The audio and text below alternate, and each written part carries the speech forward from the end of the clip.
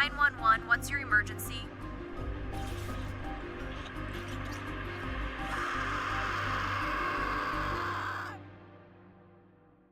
The God doesn't care about the celebrities or the rumors. He only wants to talk about what he saw at 3:12 a.m., the moment that convinced him Epstein's island was never truly empty.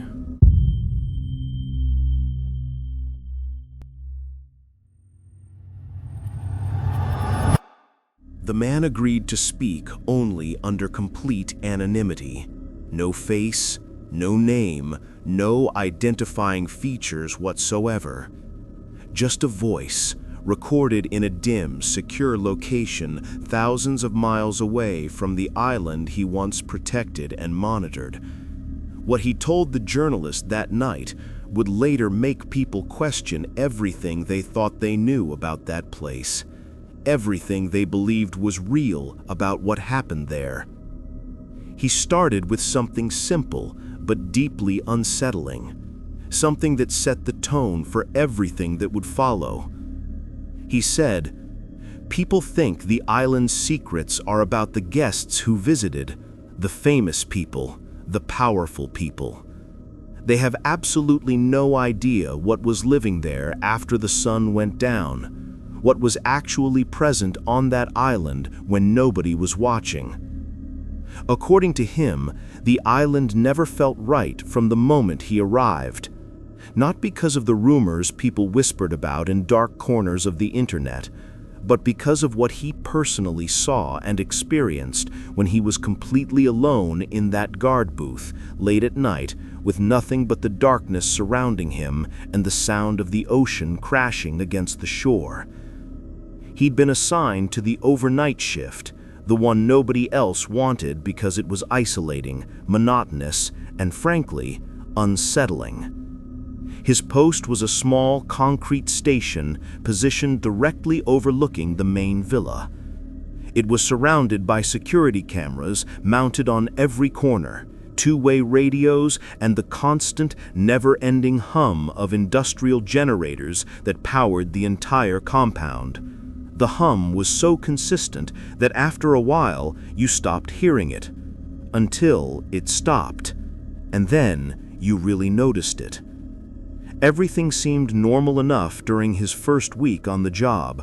The routine was straightforward. Monitor the cameras, log any movement, respond to any alerts from the main office. It was boring work, the kind of work that made you lose track of time. But then, starting in his second week, something strange began happening, something that defied explanation. The generators started failing at the exact same time every single night. Not close to the same time, not within a few minutes of variation, exactly the same time. Precisely 3:12 a.m., not 3:10, not 3:14, not even 3:11, always 3:12, down to the minute, down to the second. When the generators failed, the lights throughout the entire compound would flicker, just once, like a heartbeat stopping and then restarting, like something massive was drawing all the power away for just a moment and then releasing it. He logged every single occurrence in the security records, every night, every time it happened. He documented the date, the time, the duration. He was thorough because he thought someone needed to know. But no one from the main office ever responded to his reports. They acknowledged receipt, but nothing else. No investigation, no explanation, no solutions. However, the flickering lights weren't even the frightening part. What came after was far, far worse. Within seconds of the lights flickering, sometimes even during the flicker itself, the radio on his desk would suddenly come alive with a sound he still struggles to describe, even now, years later. It wasn't voices. It wasn't any recognizable language he'd ever heard before. It sounded more like breathing, deep, layered breathing combined with low, rhythmic vibrations underneath. Almost like someone whispering from deep underwater, or from somewhere that wasn't quite here. From somewhere else entirely. The sound would last for anywhere from 30 seconds to 2 minutes, then it would fade. Then silence would return. He tried everything to stop it. He changed radios, thinking maybe one was malfunctioning. He unplugged them completely and switched to backup equipment. He even removed the batteries once to see if that would somehow prevent the phenomenon. But the sound continued regardless. The breathing sound kept coming back every night at 3:12 a.m. without fail. Always at the same time, always the same frequency, always the same unsettling quality. That's when he realized something truly terrifying. He wasn't alone out there. Not really. Something was there with him. And then came the incident that ultimately made him decide to quit completely. The incident that changed everything. It was a particularly stormy night. The kind of night where you can feel the weather in your bones. Lightning was striking so violently that it seemed to knock waves of darkness over all the buildings on the compound, like reality itself was flickering. The rain was hitting the guard booth so hard it sounded like gravel being thrown against the windows. That's when he heard it. Footsteps outside the guard booth. Not running footsteps, not frantic or panicked. They were slow and deliberate, methodical, purposeful. Too heavy to be any kind of animal, but too steady and controlled to be a person running for shelter from the rain. His first instinct was to check the security camera feeds. He'd been trained to do this. Verify what you're hearing, don't assume, don't panic. Most of the feeds showed nothing unusual, just rain, just wind, just empty compound grounds. But one camera was different. One camera showed something that made his blood run cold. Camera 07, the one that pointed directly at the entrance to the restricted underground elevator. This was the area that guards were explicitly forbidden from accessing or even asking questions about. It was one of the rules you were given on day one. Don't go there, don't ask about it, don't mention it. The feed from camera 07 glitched. For exactly 3 seconds, the image corrupted and became nothing but static and digital noise. When the feed returned to normal, when the signal came back, there was a figure standing at the elevator entrance. But something was very wrong with what he was seeing. It looked vaguely humanoid, but the proportions were stretched and distorted in a way that didn't match any human body he'd ever seen. The figure appeared as if it had been caught in motion during a long exposure photograph, like someone had moved while the camera was taking a picture and the movement had been captured as a blur across the image. The edges of its entire silhouette bent inward, almost like the air surrounding it was warping and bending around its presence, pushing back against it, resisting it. He watched without blinking. He didn't move. He didn't reach for the phone. He just watched. The elevator doors opened by themselves. There was no button pressed, no signal sent. They just opened. The figure didn't walk toward the elevator. It didn't move in any normal way. It drifted. He specifically used the word drifted. Not walked, not moved, but drifted and moved inside the elevator car. Then the elevator descended deeper underground. Deeper into the island. Deeper into whatever lay beneath that place. He sat there for several minutes in complete silence. Then he filed a report about what he'd witnessed. He documented everything. The time, the camera, the description, all of it. The response he received the next day was dismissive and immediate. They told him that camera 07 must have malfunctioned. It was a simple technical glitch, a equipment failure. Nothing more, nothing to worry about. He didn't push back or argue about it. Something told him not to. Because deep down, part of him already knew that they already knew exactly what that camera had recorded. They knew, and they didn't care that he knew.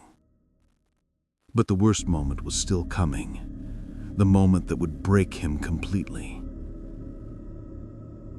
A week passed. He continued his routine. He went to work, he monitored the cameras, he waited for 3:12 a.m., and every night it came, just as expected. He was alone again in the booth on this particular night. Rain was hammering against the island with a new intensity. The radios had gone dead because of the electrical storm. The generators were struggling to keep up with the demand. Or at least, that's what he thought. That's what he told himself. Then, 3:12 a.m. arrived. The lights pulsed throughout the compound. Not a flicker this time, a pulse, a wave of power moving through the entire system. Every single monitor in the booth froze simultaneously. Every screen went black for 1 second. Then they all came back online, but something was different. Every security camera feed suddenly switched to display the exact same image. All of them, every angle, every camera on the island was showing the same footage. They were all showing the interior of the guard booth, specifically the area directly behind his chair, where he was sitting.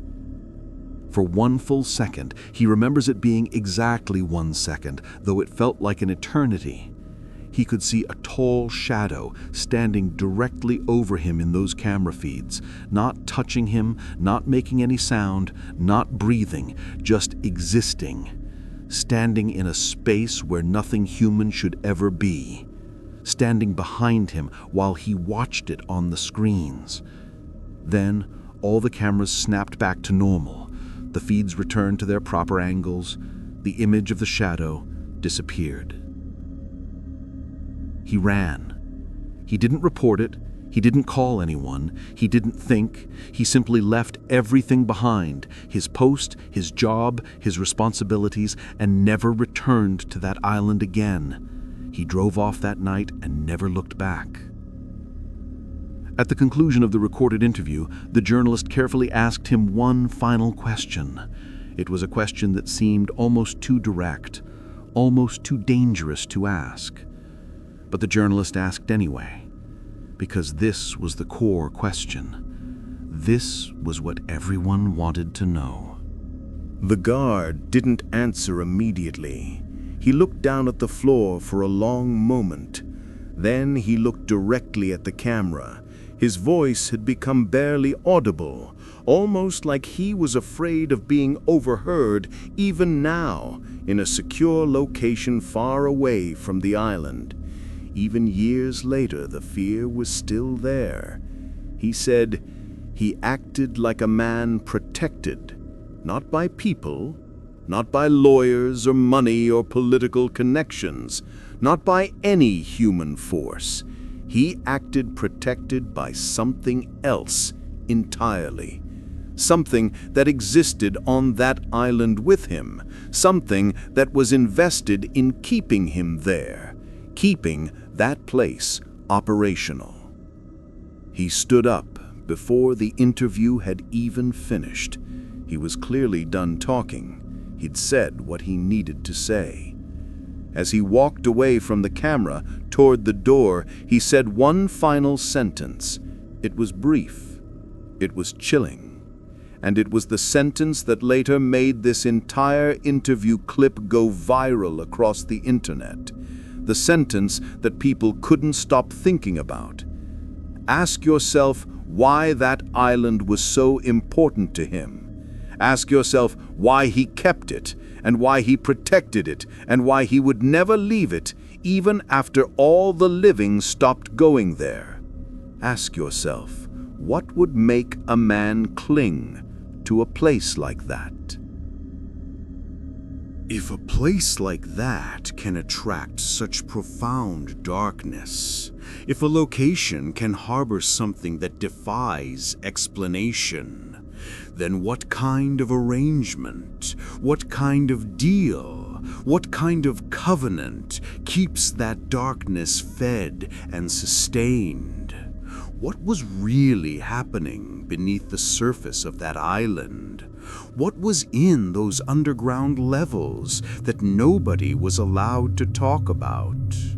Subscribe now for the next chapter, because the island itself, as terrifying as the truth about it might be, wasn't even the biggest secret.